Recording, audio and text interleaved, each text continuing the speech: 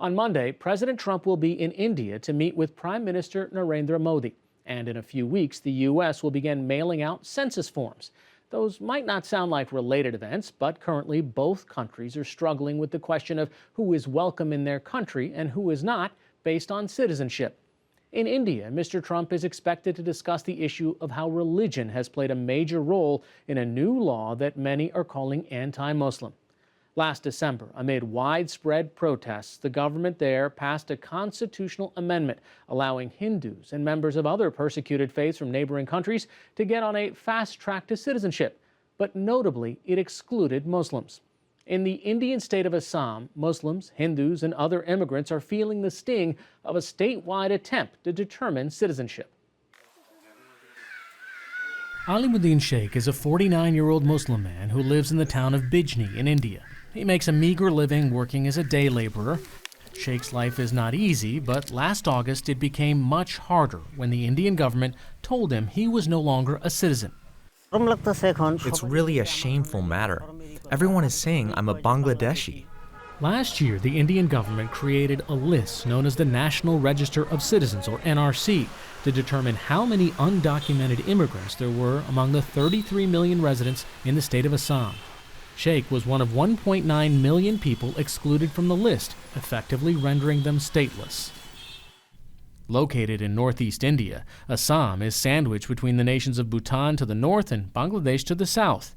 Illegal immigration from Bangladesh has been a contentious issue for decades, at times sparking ethnic clashes. The tensions peaked in 1983, when thousands of Muslim Bangladeshis were massacred by angry locals. Since then, the government has maintained a heavy military presence. But violence between immigrants and Assamese locals has erupted periodically. Some Assamese say they are the ones being persecuted, claiming Bangladeshi immigrants are destroying their land rights and cultural identity. From last 40 years, we people of Assam, we are suffering from our political rights, our social rights, economical rights, cultural rights. Everything are taken from us, from these illegal immigrants. Abhijit Sarma is a local businessman who works in Assam's capital of Guwahati and represents a nonprofit called Assam Public Works, which advocates against illegal immigration. He's also the motivator behind the new NRC. Frustrated with immigration, Sarma filed a petition with the Supreme Court in 2009, asking for action on identifying undocumented immigrants in Assam. To solve this problem, find out the illegal immigrants, the Bangladeshis, cut their names from the NRC and make a fresh NRC and a voter list where only Indians can vote Indians. In 2013, he won. India's Supreme Court ordered the local government of Assam to create a new register of citizens in the state. It took 4 years, more than 50,000 government employees, and cost more than $200 million. Residents of Assam were required to apply with documentation proving they or their family had lived in India before 1971, the cutoff date for immigrants to be considered Indian citizens. When the government released the final list of citizens, many were surprised to find their names missing. There are plenty of errors in the government database. Take, for example, the case of Alimuddin Sheikh. Now, the government has a record of his grandfather who was registered in 1951. The government has a record of his dad, registered in 1966. He has tax cards. He has a voter ID. His kids have birth certificates here, and yet he was still rejected. Sheikh says his older brother did make it onto the list. I cannot say why it happened. I submitted the same papers that my elder brother did. Same papers were submitted. Submitting paperwork was expensive for Sheikh, who earns about $2 a day. He says the efforts to prove his citizenship have cost his family more than $100. The vast majority of the people who have been excluded from the list are poor, unlettered, illiterate, and many of them will not be able to afford lawyers. Aman Wadud is a lawyer working pro bono for hundreds who have been left off the NRC. He says in addition to the financial hardships, the process does not account for discrepancies in documents like common name changes after a marriage or even simple typos. Look, the government side is we should know who is inside our borders, who is a citizen and who is not. And we should protect the rights of the existing minorities that are here. What's so wrong with that idea?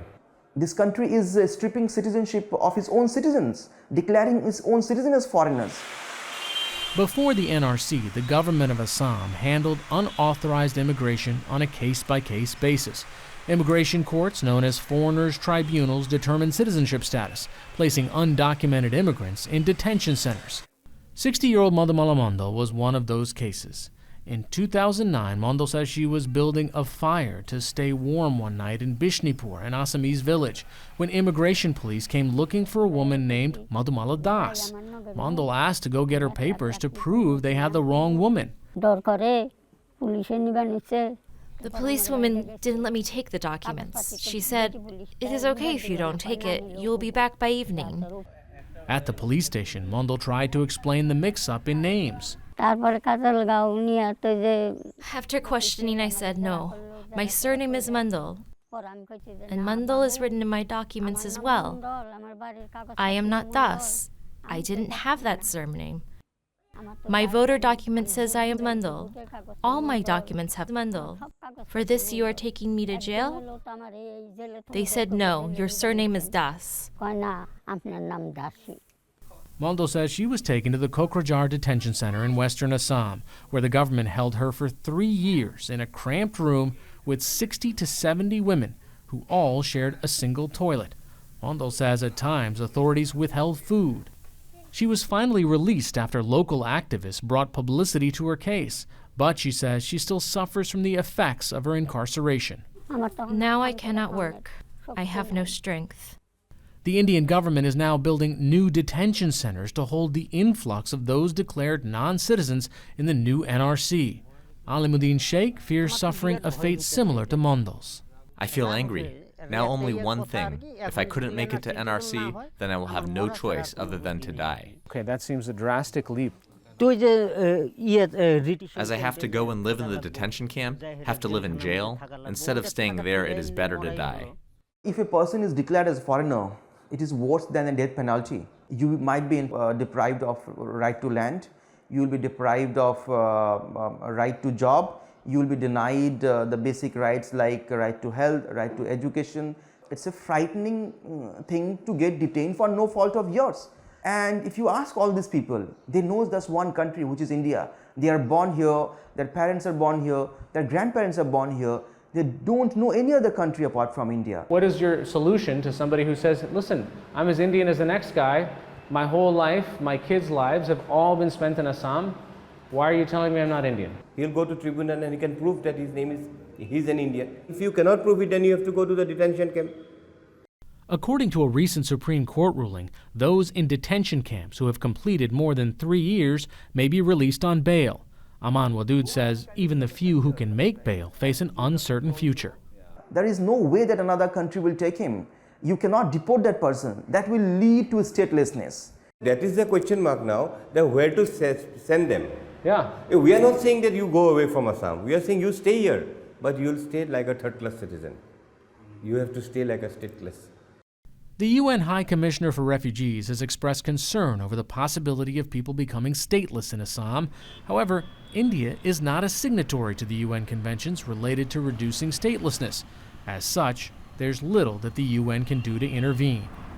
Though close to 2 million people were declared non-citizens in the NRC, Sarma says he's disappointed there were not more people left off the list.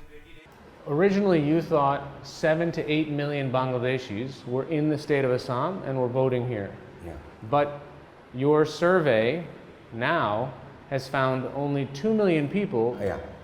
So then what happened to the 7 million? All their names entered in the NRC by fake documents. You think all of these people have fake documents? They have fake documents, they have bribed the officers. Sarma wants the government to re-verify part of the NRC, alleging that Bangladeshi immigrants have made it onto the list using forged documents. Immigration attorney Aman Wadud says the claim of forgeries is false. He says the larger issue is the process unfairly discriminates against those without the means to defend themselves. Most of the peoples are poor, and can people really afford to go to the higher courts? Muslims like Alimuddin Sheikh may be the only ones left off the NRC list who have to wait for their day in court.